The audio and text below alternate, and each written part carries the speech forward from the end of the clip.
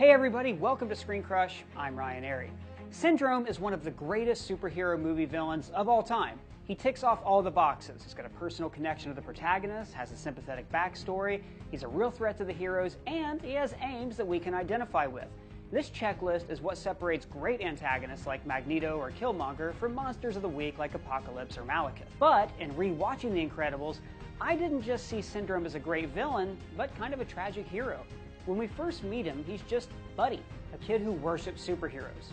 I know all your moves, your crime-fighting style, favorite catchphrases, everything! He aspires to be Mr. Incredible's sidekick so he himself can become incredible. Well, I finally figured out who I am. I am your ward. Incrediboy! But he's rejected.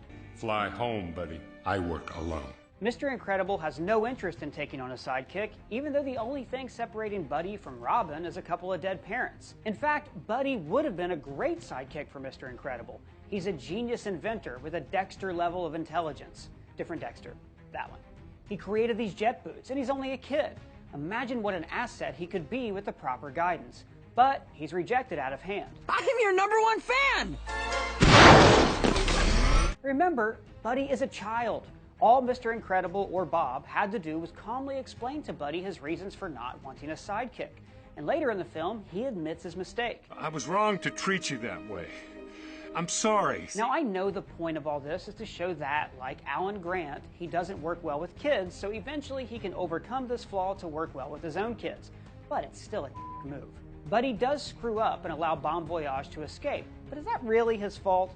He's a child who's literally begging for proper guidance. I can help you! You're making a mistake! Afterwards, Buddy ends his hero worship of Mr. Incredible and decides to become a self-made man. He continues inventing technology that's way ahead of his time, and he uses his skills to help the US military. If anything, you have to admire his grit. He was told no, but didn't give up on his dreams. He's the Rudy of superheroes. And I guarantee a week won't go by in your life you won't regret walking out, letting them get the best of you. True, the Omnidroid he builds does become stronger by killing superheroes, but maybe that's what it was designed for. Consider this. Buddy's disenchantment with superheroes coincides with the public's. Like in the comics, Watchmen and Civil War, people turn against superheroes. So maybe the government was afraid of a hero going rogue or wanted a defense system in place in case a supervillain, like the Underminer, suddenly attacked. Buddy's robot is a superhero killing machine. It's a safeguard for humanity's benefit. If Buddy's ego didn't get in the way and lead him to create his own superhero identity, he would have been an American hero.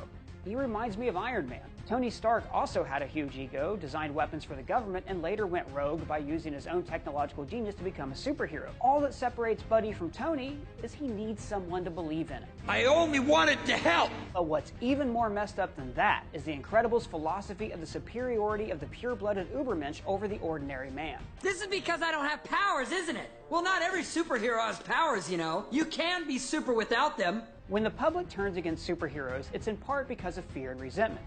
Fear of the hero's ever-escalating battles, and resentment that a few exceptional people make everyone else feel small and ordinary. It is time for their secret identity to become their only identity. And this matches up with the time period of the 1950s, when societal conformity was expected. But the movie maintains that people born exceptional are the only people who can be exceptional. If the time comes, you'll know what to do. It's in your blood.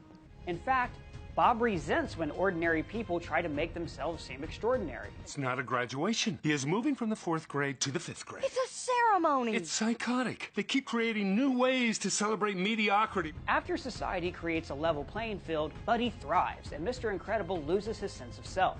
Things that used to come easy to him, like driving, are now tedious or filled with wife fights. Exit a track! That'll take me downtown. Wife fights! Buddy, on the other hand, soars above traffic using his jet boots. But Buddy has no powers, only intelligence and determination.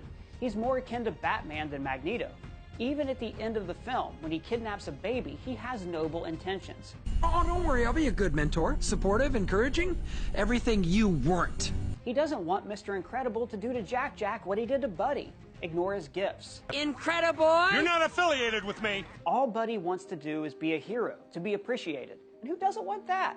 He works hard, builds himself from nothing. And what does he get for all of his efforts? A painful, horrific death.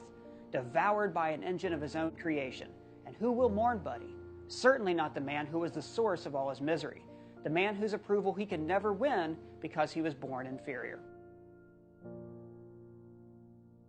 All right, guys, hope you enjoyed that look back at The Incredibles. If you liked the video, please be sure to subscribe and let me know what you thought of it in the comments below. For Screen Crush, I'm Ryan Arey.